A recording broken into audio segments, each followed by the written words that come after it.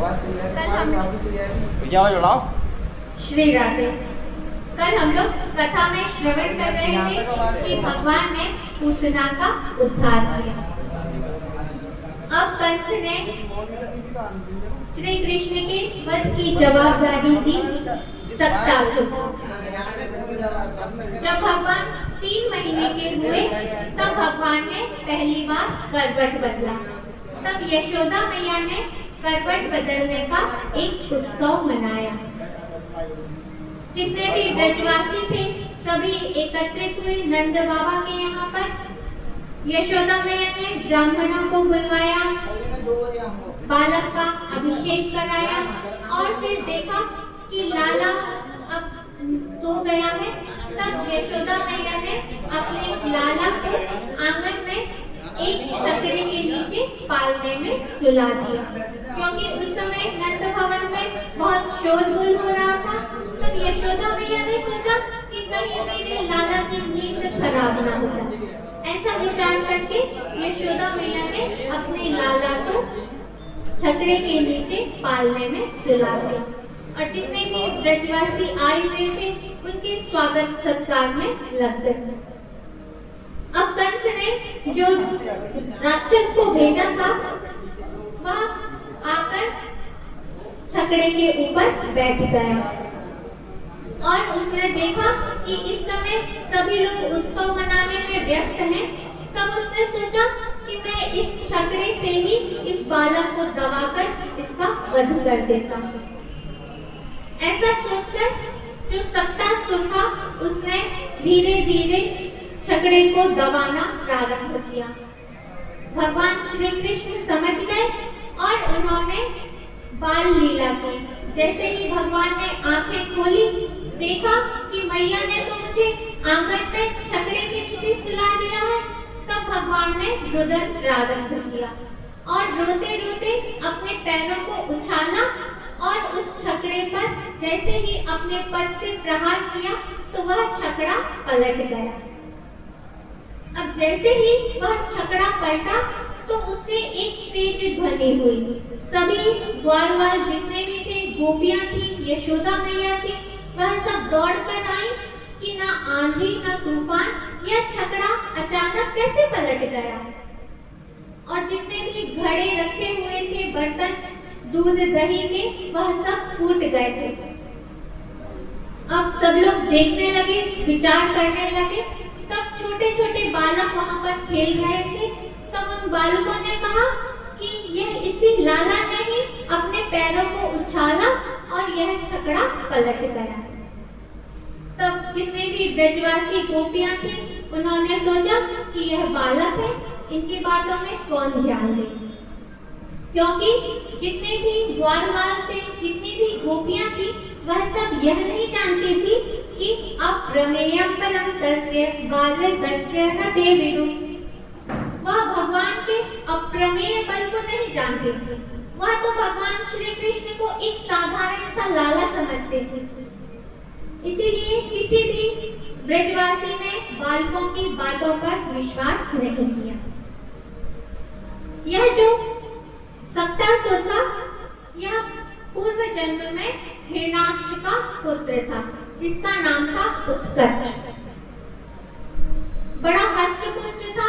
एक बार पहुंचा लोमस ऋषि के आश्रम में और लोमस ऋषि के आश्रम में जितने भी वृक्ष लगे हुए थे उन्हें चूर चूर करने लगा। सभी वृक्षों को गिराया। तब लोमस ऋषि को क्रोध आया और उन्होंने उत्कर्ष को शाप दे दिया कि तुम्हें अपने इस स्थूल शरीर पर बड़ा अभिमान है, इसलिए जाओ तुम अपने इस शरीर से विहीन हो जाओ। जैसे ही ऋषि ने शाप दिया तो जैसे कि सांप अपनी कांचुली को छोड़ देता है, उसी प्रकार उसका शरीर छूट गया। अब उसने ऋषि से क्षमा याचना मांगी। तब लोमस ऋषि ने कहा कि अब तो तुम ऐसे ही रहोगे, लेकिन जब द्वापर में भगवान श्री कृष्ण अवतरित होंगे तब उनके पद का जैसे ही तुम्हें स्पर्श प्राप्त होगा तब तुम्हारे यह जो शाप है इससे तुम्हें मुक्ति मिल जाएगी। अब फिर अब कुछ समय के पश्चात एक दिन यशोदा मैया अपनी कन्हैया को लाड़ लगा रही थी। एकदा रोहमारूढ़ं लालयन्ती सुतं सती। एक दिन यशोदा मैया अपने लाला को गोद में लेकर लाड़ लड़ा रही थी। उसी समय कंस ने एक दूसरे दैत्य को भेजा। अब जैसे ही भगवान ने देखा कि अब दूसरा दैत्य आ रहा है, तब भगवान ने एक लीला की। भगवान ने अपने वजन को इतना बढ़ाया कि यशोदा मैया को लगा कि मैंने अपनी गोदी में किसी चट्टान को रखा हुआ है और भगवान के बल को सहन नहीं कर सके और गोद से उठाकर अपने लाला को नीचे बिठा दिया और दूसरे अपने घर के कार्यों में लग गए। अब जो कंस ने दैत्य भेजा था, दैत्यो नामना तृणावर्ता कंस वृत्त्या प्रणोदिता चक्रवात स्वरूपेण जावारासीन मर्भकम्। कंस ने एक दैत्य को भेजा जिसका नाम था तृणावर्त। वह चक्रवात के रूप में रहता था। अब उसने जैसे ही ब्रजमंडल में प्रवेश किया और जितना भी गोकुल था, गोकुल में को अपनी धूल से आच्छादित कर दिया। जितने भी ब्रजवासी थे उनके देखने की शक्ति समाप्त हो गई। अब जैसे ही यशोदा मैया दौड़ के आई कि मेरा लाला को जहाँ पर बिठाल कर गई थी, जैसे ही वहाँ पहुंची, यशोदा मैया ने देखा कि मैं अपने लाला को यहाँ पर बिठाल कर गई थी, मेरा लाला यहाँ पर नहीं है। क्योंकि जो तृणावर्त था वह आया और भगवान श्री कृष्ण को उड़ाकर मथुरा की ओर ले जाने लगा। अब भगवान ने देखा कि यह जो तृणावर्त है यह मुझे मथुरा की ओर ले जा रहा है। तब भगवान ने लीला में उसके गले को ऐसे पकड़ा कि उसे लगा कि मैंने किसी बालक को नहीं अपितु किसी नीलगिरी की चट्टान को ही उड़ा लिया है और वह भगवान के वेग को सहन नहीं कर सका और भगवान ने उसके गले को जोर से पकड़ लिया। अब जैसे ही भगवान ने उसके गले को पकड़ा तो उसके प्राण पखेरु उड़ गए और वह धराशायी होकर एक चट्टान में आकर गिरा और उसका जो शरीर था वह चकनाचूर हो गया। अब जितनी भी गोपियां थी ग्वाल थे, उन्होंने देखा कि एक कोई दैत्य था, वह चट्टान से टकराया और उसकी मृत्यु हो गई।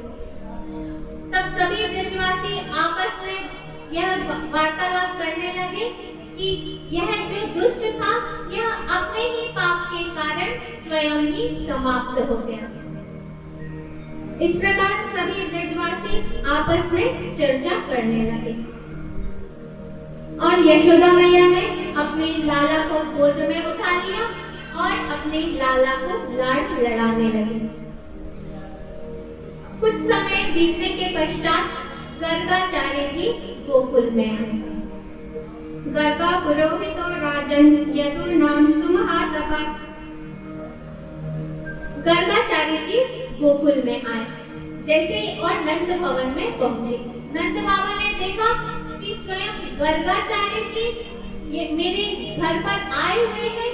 तब नंद बाबा ने हाथ जोड़कर गर्गाचार्य जी से प्रार्थना की कि मेरे यह दो बालक हैं, आप इनका नामकरण कीजिए। गर्गाचार्य जी ने कहा कि मैं तो इनका नामकरण कर दूंगा, लेकिन यदु नाम महाचार्य ख्यातश्च भुवि सर्वथा, लेकिन मैं इस सभी जगह पर इस उसमें प्रसिद्ध हूँ कि मैं यादवों का कुल गुरु हूँ। यदि मैं आपके इन बालकों का नामकरण करूंगा तो कहीं कंस को यह ना भ्रम हो जाए कि यह आपके नहीं अपितु देवकी वसुदेव के ही पुत्र हैं।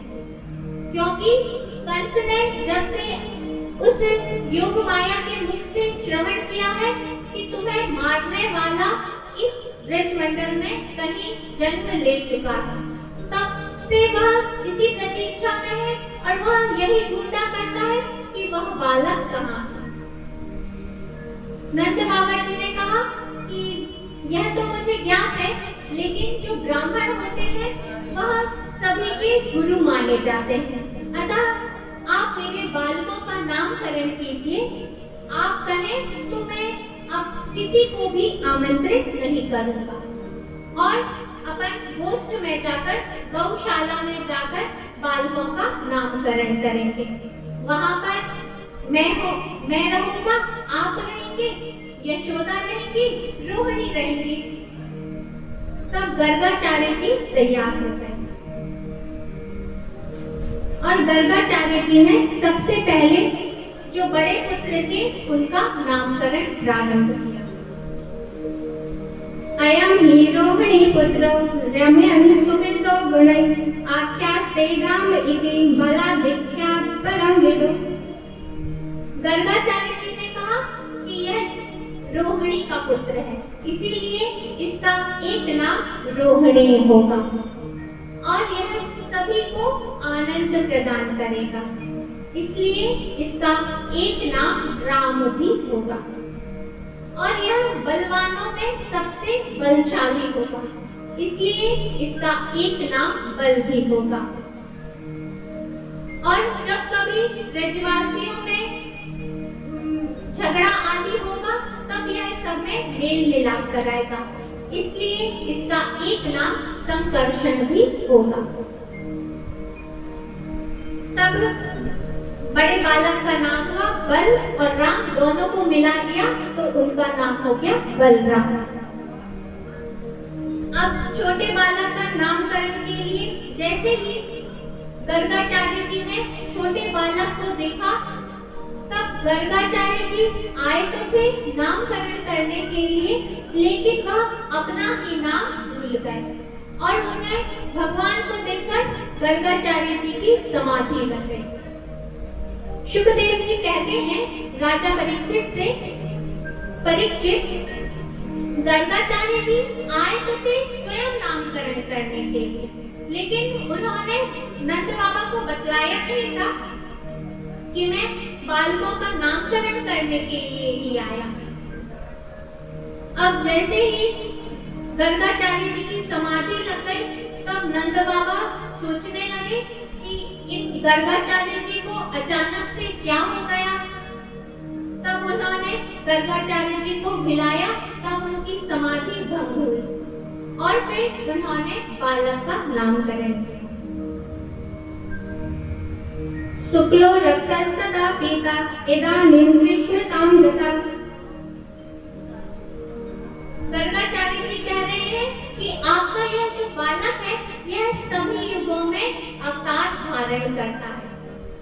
सतयुग में श्वेत रंग में इसका अवतार होता है, द्वापर में पीत वर्ण में, त्रेता में लाल रंग में और अभी कलयुग में इसने कृष्ण रंग में अवतार धारण किया है। इसलिए आप